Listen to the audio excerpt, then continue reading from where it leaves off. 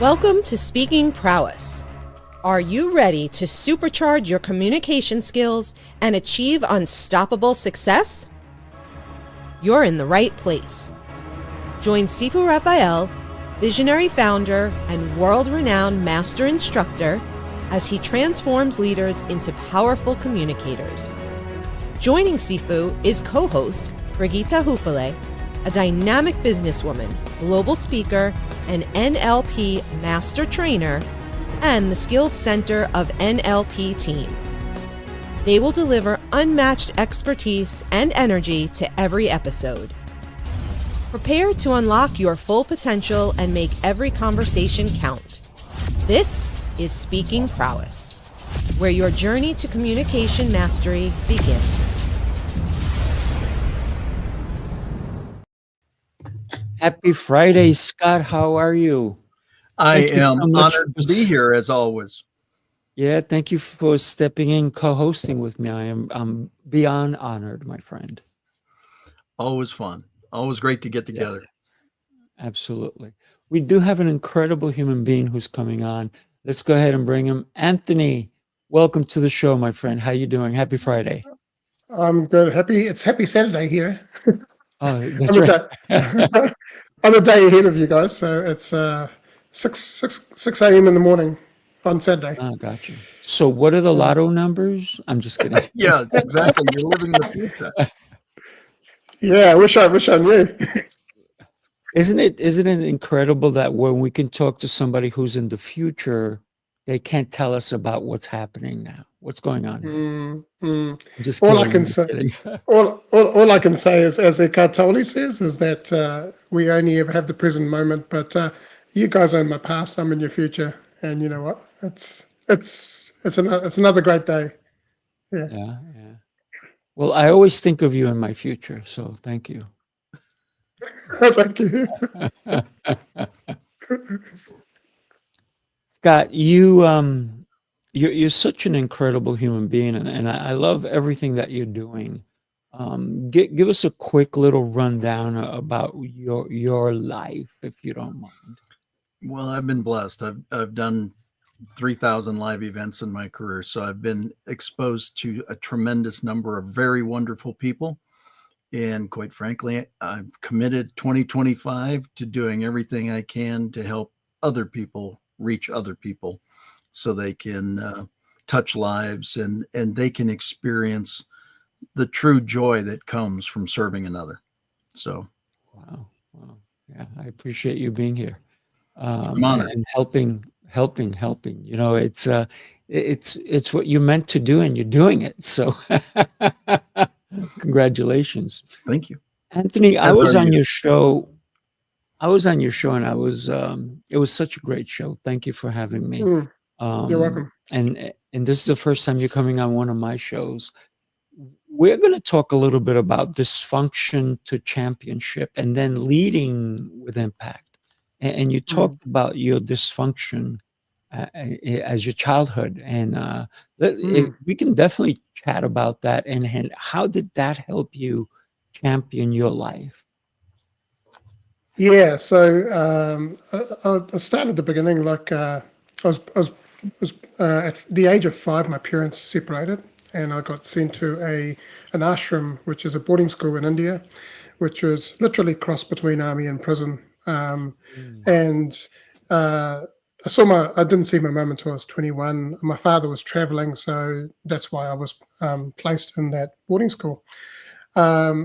And so for 6 years, I felt like I'd just been abandoned and rejected and just left there. And I wasn't a very happy child. I mean, the day that I got left there, I was like smiling and like, hey, this is cool. But then I started thinking, are they coming back or not? Are they coming back to get me or not? So growing up in that ashram and the boarding school was quite an eye-opening because very regimented and it was literally like being in an army camp or a prison and for children or an orphanage. And so as I progressed through my teenage years, when I came back to New Zealand from India, um, my education was kind of like all over the place because I'd been moved from one school to another school to another school, and I just didn't fit in. Didn't fit into the school system, and at the age of 15, I basically was such an angry kid. I was like picking fights, kids bigger than bullying me, and I was standing up to them and going, really, not taking it, just standing up for myself, standing up for others, and that's something that I've done most of my life, is standing up for others. Being that person that kind of like is a protector. But it was quite a dysfunctional childhood for me. And I remember at the age of 15, I was told that I was useless and I would never amount to anything. And that was quite a hurtful thing or statement. And I remember at 15, I wanted to really just end my life, and because I had nothing else to live for. And so the journey then continued on. I joined church and started hanging out with my friends from who used to go to church, and that kind of really helped me become a better human being. And from that point onwards, it was a journey of becoming the better version of myself, doing the personal development, self-development journey. That's where it started. Yeah, but leading up to that point, it was very dysfunctional. What was the So thing going to that church. triggered your desire to become better? I guess I just wasn't happy in the environment that I was in, and I wanted to get out of that. And I remember my best friend from school used to bring me lunch, because all I used to get for lunch from my stepmom was 2 pieces of bread and jam, and that was literally my food for the day at school. And I remember he used to bring me food, as we used to ask his mum and say, "I've got a skinny Indian friend at school, and he's not eating much," and so he'd bring me fruit and so on. So I started really going along to the youth groups, the youth camps, and so on, and that's where I started to feel that there was love and support and so on, and so that's when I decided to join that journey, and became a youth leader, a worship leader, and so on in the church. So yeah, that my journey started there. I felt that there was something greater than me, that I could, a source that I could rely on, because the family that I was in wasn't really serving me. Mm. So you kind of got a new family. Got a new family, exactly. Yeah, a big family. Yeah, and so I left. I remember getting kicked out of home at 16, and moving in with my friend and his mum, and they were Europeans, and I was the only brown boy in the family, but I fitted in, just like one of the boys. So yeah.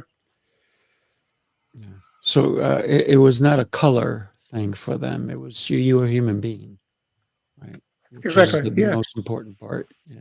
The funny thing was, though, years later, I think it was after my friend's grandfather passed away, we found out that their family actually had a quarter Indian in them, because because their great grandfather was in the war in India, and there was some sort of relationship that went on, that yeah, and so we just had a really good laugh about it years later, going, "Hey, actually, you've got a little bit of Indian in you." So how did that overall you start? You said you became a youth minister as well. And it Yeah, I was enjoy it. that first time going to church. What was that like for you?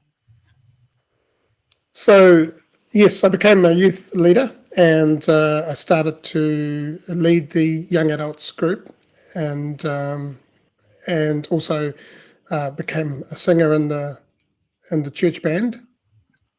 And for me, that was quite empowering to be able to work with young, people my age and also younger in the junior youth group, and be able to lead people. And for me, that was my first taste of actually being a leader and leading by example. And uh, for me, that was like learning new skills of communicating better rather than reacting to everything that was happening for me. Um, was to actually uh, look at serving others and helping others, right? Um, so what I'm doing today as a coach, I think it was birthed like many years ago because I've always wanted to help others become the best versions of themselves. Did that Yeah. kind of give you a feeling that you could take your experiences and up level other people because of what you've already lived through? Yes, absolutely, absolutely. We've like every human being has gone through a level of trauma, right? And um, the question is that do we hold on to that uh, the emotional attachment to that trauma, or do we move forward? And uh, through my own journey, I was able to help people in different ways, and be there and just be able to listen. And but I think back then I didn't have a full understanding of who I was, what was going on for me, and it's only in the latter years that I've actually started to do the deep work, doing the shadow work and really working through all of the things that were holding me back as a person. But for a very long time, it was very much I wanted to help people in any way I could to succeed and be the best they could be. Mm. Hmm. Because this is a communication podcast, what communication style did you encounter at church with the other youths that were there? Um, the communication style was very much. I mean, it was positive, uh, but it was very much sort of like when you're in the congregation, it's very much about preaching the gospel and so on. Um, to be honest, for me, after 18 years or so in the church, I kind of felt towards the latter part of it just pushed aside because my marriage broke up. I guess again through my trauma and not having healed through it, I didn't know what love was. I didn't know how to show love. I didn't know how to communicate. So I guess for me, I didn't have those communication skills back then, and so my first and only marriage, broke down, and we also had a stillborn baby, which played a big part. And for me, I didn't know really how to communicate, and I got sort of put as a leader. I was a worship leader, I was a songwriter, written songs, and I just got pushed aside, and I felt like being abandoned all over again. Right? Mm. It's like I've given my all into this church and to the congregation, and now I'm just being pushed aside again. So that for me was a moment where I that pivotal moment in my life where I went, okay, this is not working for me. And my father had always taught me that there are many gods, and to be open. And so I felt like I was more spiritual than I was stuck in religion. And that's when I decided to come out of the church and really, follow my own heart's desire around spirituality. But for me, communication has been something that has evolved over time, because I wasn't that great at communicating in the early days, and uh, I've had to learn through lots of mistakes, and mistakes are good because they you learn from them. A few years ago, a manager of mine said to me, "Do you know what mistakes are?" I said, "Oh, they're bad." And he said, "No, no, no. Mistakes are like, when you make a movie." I said, "Yeah." He says, "Well, every mistake eventually leads to the right take that makes that multi-million-dollar movie." And so I've always held on to that. And so for me, with communication, it was an evolving process of trial and error and going, okay, that didn't work. Okay, let's try something else. Yeah, Yeah. absolutely. For me, when I think of dysfunction to championship, I personally, and then I'm going to ask Scott what his thoughts are. I believe that whatever trauma we've all had, it if we don't learn from it, if we don't see the beauty in that storm, if we don't see that if we don't understand that the sun is going to come out afterwards, then we won't be able to find the champion inside of us. But every time that anything has happened to us that is negative, we need to literally shine a light on it and look for the tiny little wins in there, the perseverance, the I can attitude. And that's how we transform from being a victim to being a victor. That's how we can tell that we need to maybe forgive first ourselves before we can forgive anyone else. And then we become the champion of our own story through what we've come out of. And I believe that a dysfunctional family, a dysfunctional childhood, or anything like that, like you went through, is something that we can't hide from. And if we are ashamed of it, we're hiding from it, right? I believe that we need to come and conquer it, if you will, so we can grasp it, so we can take hold of it and truly forgive ourselves, so we can become the incredible human being, the champion that we need to become. And a champion, if you look at anybody who has gone through a lot of turmoil and they're all of a sudden they're multimillionaires, maybe they're a celebrity, maybe they're this, they're that, they still talk about how they survived, and that survival is what make them who they are. So Scott, what is your idea on dysfunction to champion? Well, I think you're spot on with the way you just detailed that. And what occurred to me as you were saying it is we're the ones who get to assign whether it was a negative event or an event. Was it a stepping stone? And they call stepping stones because it's not the final stone, right? It's a step to the next step. And so again, a big part of that comes with our assignment and how we hold the meaning of that event. I know I was asked one time, "What's your greatest failure?" I said, "I haven't had it." And somebody said, "You've never failed?" I said, "No, I've had things not work." See, I don't assign it as a failure. I assign it as a learning event. And I think that's really what Anthony's saying here too, is taking these things. And as you were sharing earlier, Anthony, it got me thinking about, you repeated a pattern. You had a pattern.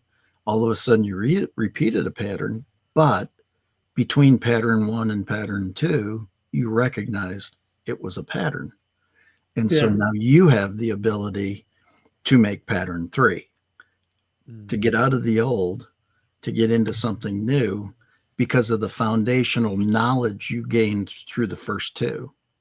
And Yeah. I think that's where you go from dysfunction to champion. I think that makes a lot of sense.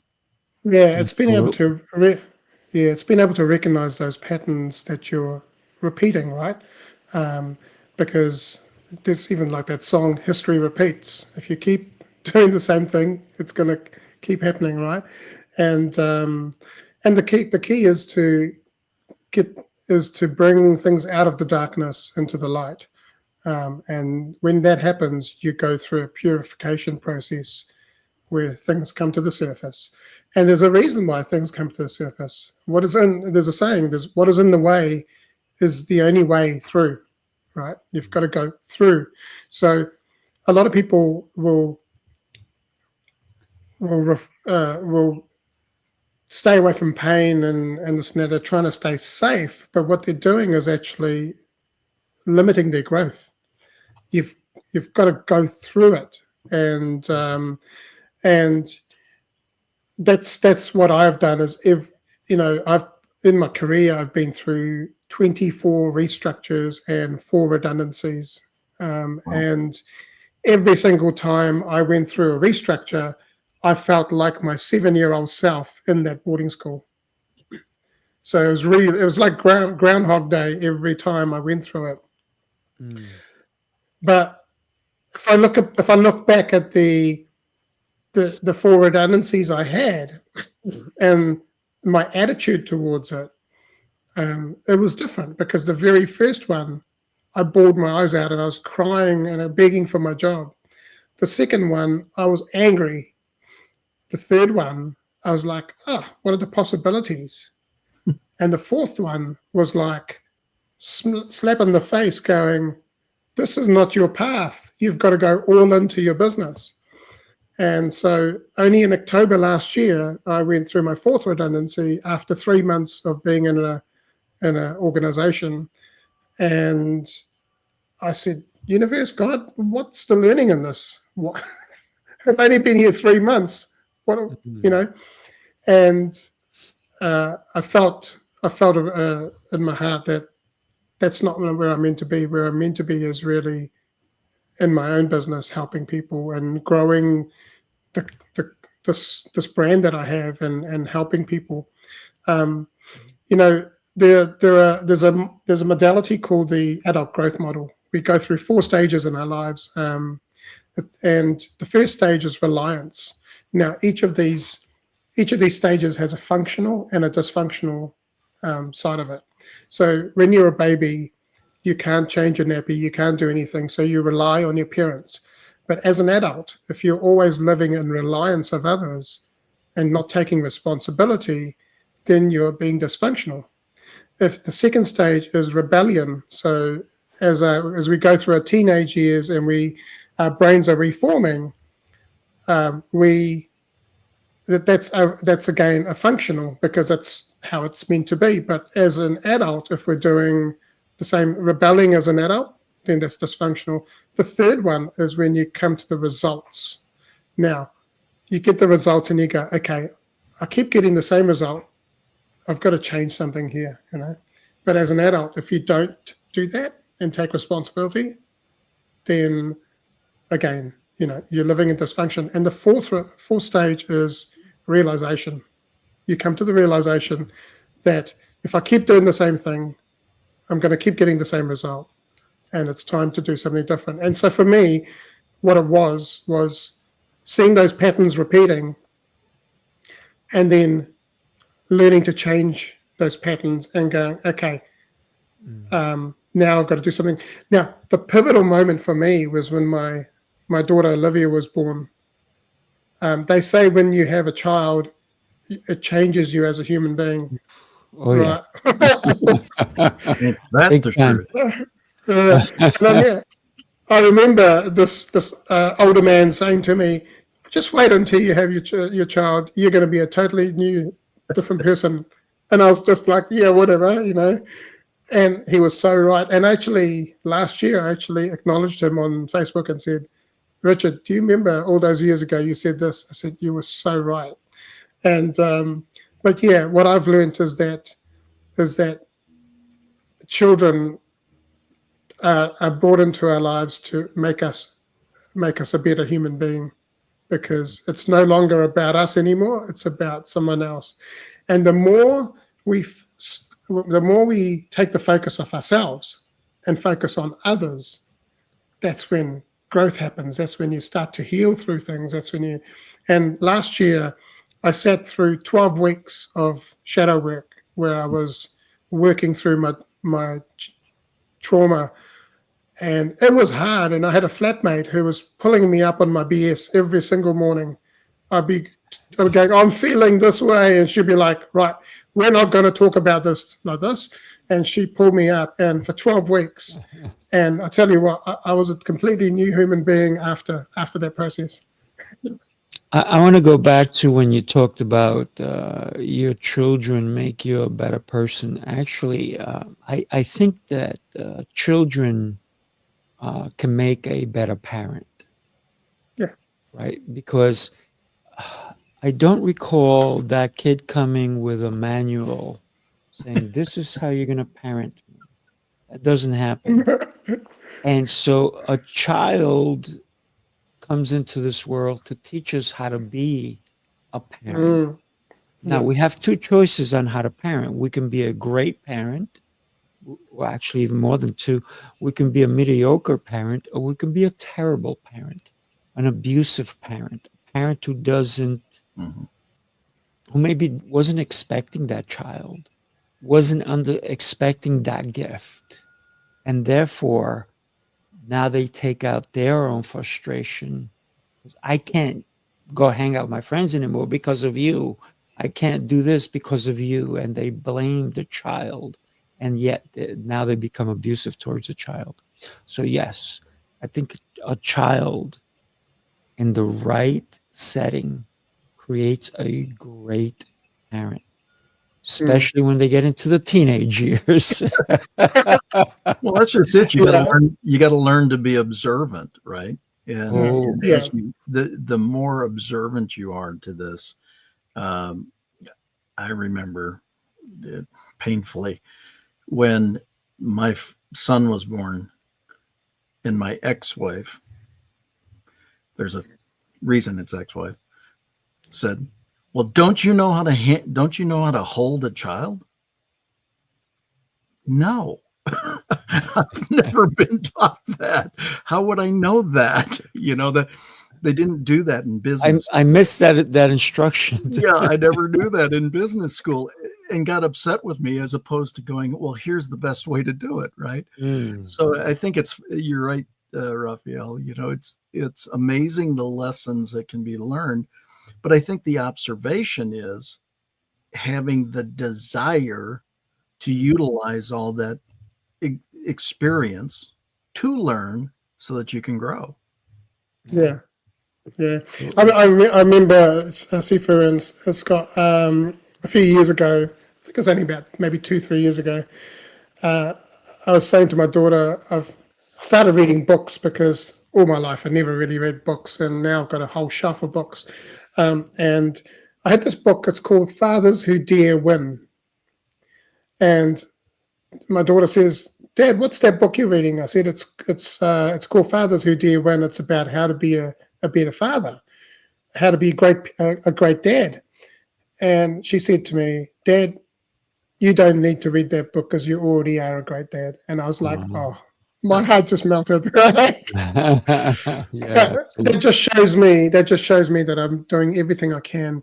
And the trauma, all those experiences I went through as a child, it's made me more determined to make sure that my daughter gets the complete opposite of what I went through. Because, the things that I saw, the things that I experienced in the boarding school in India, I would guarantee that 99% of children in the Western world would never experience the things that I went through. I was sexually abused. I've seen things that honestly kids would just cringe at and go, wow, I don't ever want that to happen to me. But I wouldn't change a single day because it's made me the human being that I am today. Agreed. Agreed. Mm. Let's change the conversation around to the second part of our topic today, which is leading with impact. Scott, you said that your mission for 2025 is to help others.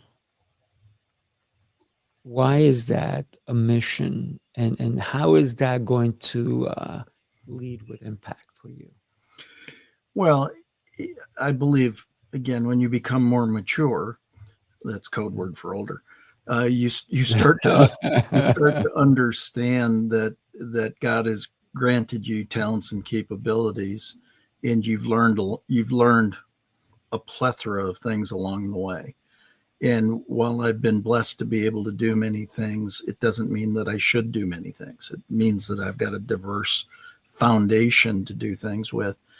And I literally went for a walk with my 75-pound black poodle. And I said, Wilson, what makes me happy? Speaking and training. What makes me happiest? Training. Because I can see the flash in people's eyes. I can see when they get a piece of information that is going to positively impact them for the rest of their lives. Well, if I know that to be true, and I know that that brings me joy, wouldn't it be silly to do anything else but that, if you could do it? And so that's where I think if we truly want to lead with impact and we really want to do those things, the first thing we have to understand is what gives us that impact, so that we can then translate that and carry it to the marketplace and do that. And for me, training and speaking, hence Speaking Prowess, is one of the great ways of doing that. And you want to have that. I just want to have as much impact as I possibly can, positively, as long as I can. And that's why I'm honored to be here sharing this with you, Rafael. And Anthony, I love your story because you've been through things, and you want to take the very best person we can ever mentor is the person we used to be, because we have that experience. Scott, so what did Wilson say once you asked him that question? He said, Dad, you love speaking and training. And I said, which one's better? And he said, training. And I said, yeah, you're right. Poodles are smart. They're very smart. I love that you can speak dog also. It's absolutely. so important. I'm still trying to speak woman, but I got dog down. I'm going to tell you a secret. It's only three of us guys here, but we never will be able to. That's a goal. You got to have a BHAG, a big, hairy, audacious goal. It's a different language altogether. Totally. So, Anthony, what does it mean for you leading with impact now that you are leading? For me, impact is really living life to the fullest, and experiencing everything in life, and leading by example. There have been many times on my podcast where over the last year, where I've didn't feel like something, or so I was going through something, and I'm like, you call yourself a host of the Champion Mindset Collective, and very quickly I bring myself back in the lane, and I'm so for me, I'm living life by example, and so it's about really being authentic. I think being authentic is the key.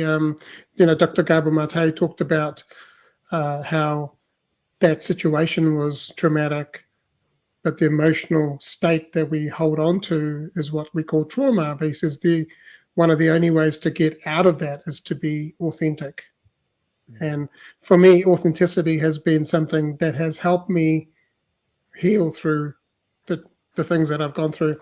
And so for me, I want to help others who have gone through this. I have a dream of having an organization, or call it a charity organization, one day, that will help people who have gone through abandonment and rejection, and be there to guide them, and say, hey, everything's going to be okay. So that's one of my dreams, and I've actually written that down on my vision board as that's something that I want to do. And the podcast that I run is really, it's a way of documenting information that's going to help people. It's nothing to do with me. It's showing that, hey, I have cultivated a champion mindset to be able to be where I am today, and be able to, like you said, Sifu, before, was that, I felt like you said that forgiveness is key, right? When you forgive yourself and you forgive others, then you get release from whatever that's been holding you back. And I want to teach people that, no matter what happens, you have a choice to be responsible. And the word responsible means the ability to respond rather than react to things, right? So if we become more conscious about and aware about what's happening in our lives, and take that and live in the present moment, rather than worrying about what happened yesterday and what's coming tomorrow, because past is gone and tomorrow hasn't even come yet. All we've got is a present moment. If we stay present and really learn what's happening for us and embrace everything. And there's a saying that our souls chose the families that we are part of, because of the things that our souls went through in the past lives. And so our souls are here to go through the trauma, and to be able to heal through that, right? So if we just become more conscious about who we are and what's happening for us, because life does happen for us, and take every moment and every opportunity to change as a person, because when we change, everything changes around us, right?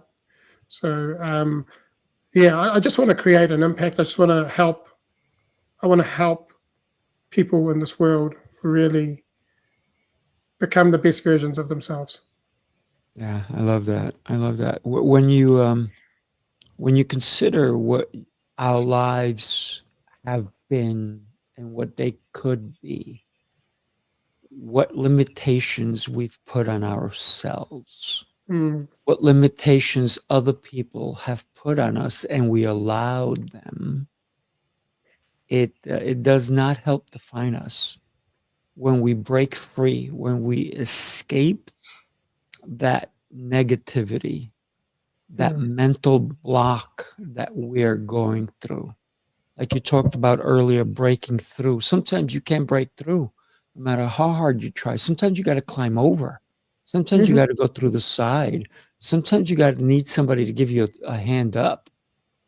But if we don't ask for help either, sometimes it's harder. This is why I believe in coaching so much, because if you learned how to create this and it took you no time at all, or maybe it took you 3 years to create this item that I have in my hand, and I want to do it, and it's going to take me the same amount of time that you did, I can go forward and do it. But why don't I ask you questions? What did you learn in the process? What would you have done differently that will make it so that when I recreate it, it's easier? So therefore, I believe that we need to stop thinking that we can do it all alone. Mm. because there's others who've gone before us. They've championed Mhm. that thing, that product, that Mm. course, that idea, that concept to allow us to move forward easier. And sometimes it may cost us. I would rather spend the money today and be able to have the process done in 3 months than spend the money slowly and take me 3 years. And maybe I wound up spending more money.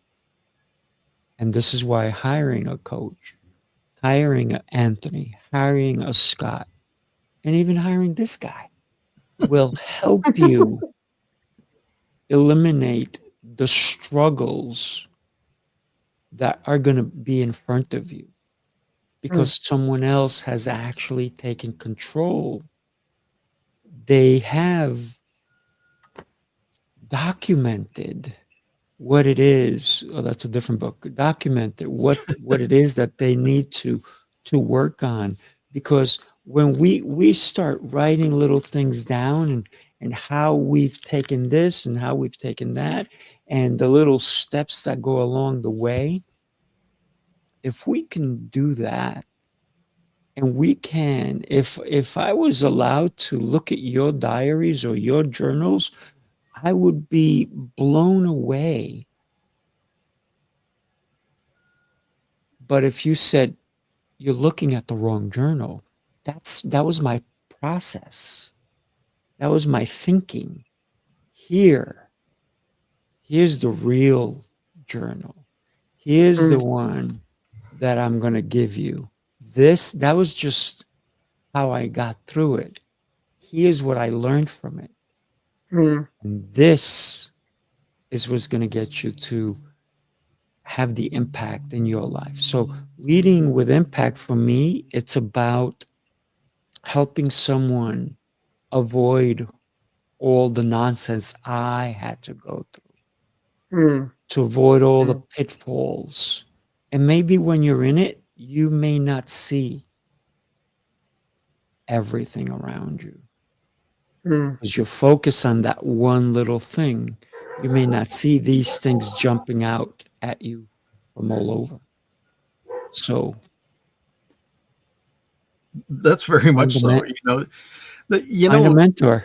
well, Yeah. what's interesting is, for whatever reason, the image that flashed up while all this conversation was going on was that of a model car. Mm. If I'm evidently been here long enough to remember when all the pieces came on plastic and then you had to pop the pieces off Yes. to construct a car, but it was called Mm. a model, right? Mm.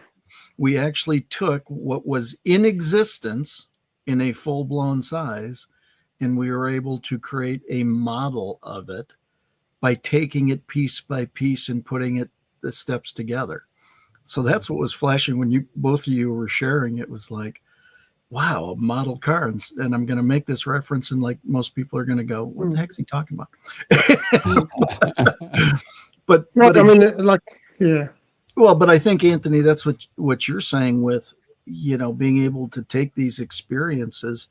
Um, you know, part of the emotion behind the toughness of the experiences also gives you the memory of them so Yeah. that you can coach from that point, you can share from that point, and you can, the best experience is borrowed experience. Mm. Having to get your Mm. own is pretty expensive, right? Mm-hmm. Mm. Yeah. And as Rafael said, that the people that have gone before us who you know and I listen to people. I listen to a lot of other podcasters like Lewis Howes, um, and it's interesting because I've had a similar journey to some of these people as well, and um, you know, like if other people have gone through this, you can also get through this as well, and But what it comes down to is really how open are you to being, to be able to feel everything. It's gonna be hard, but on the other side of hard is where your easy is, right? And as Rob Dial says on his podcast, he says you can either do the easy things now and have a harder life later, or you can do the hard things now and have an easy time later. And so, if you're driving down the road and you come to a speed bump, you don't throw your hands up in the air, so I can't do this. You drive over it. Or if there's something in the way, you drive around it, as Rafael said. So I put something on my vision board the last year saying, experience everything. So my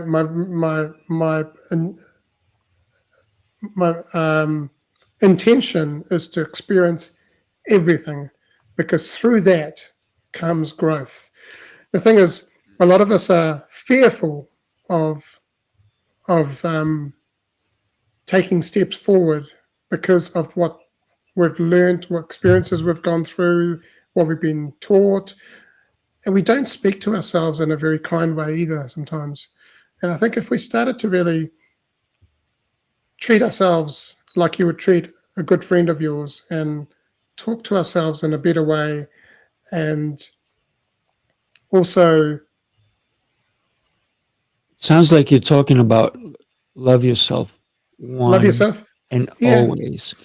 Unfortunately, we've come to the end of the show. So yes, Anthony, you're right. Love yourself, because sometimes you're the only one doing so, and that's okay, right? Yeah. And it's listen. I understood that I had to love myself, because at one point I was the only one doing so.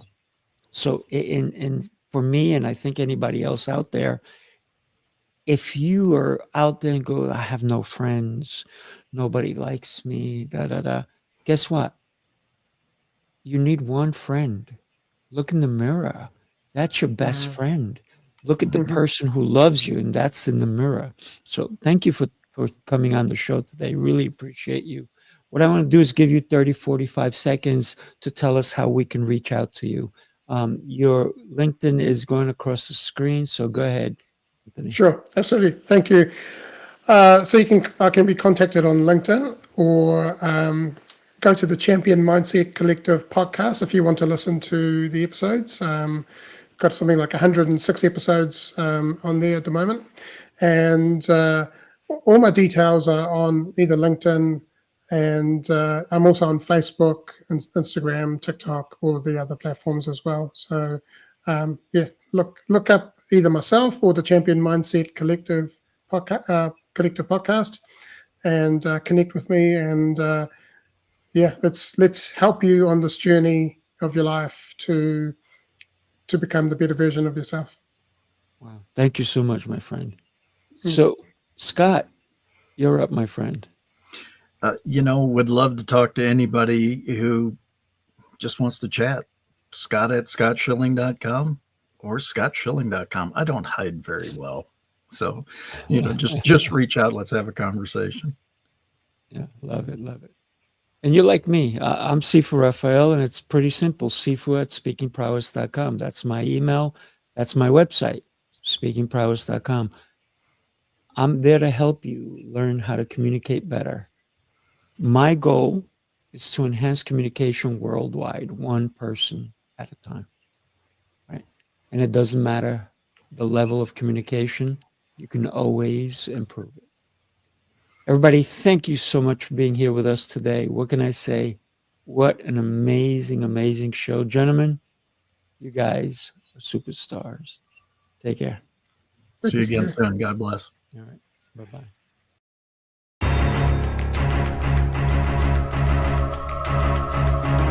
This is Speaking Prowess.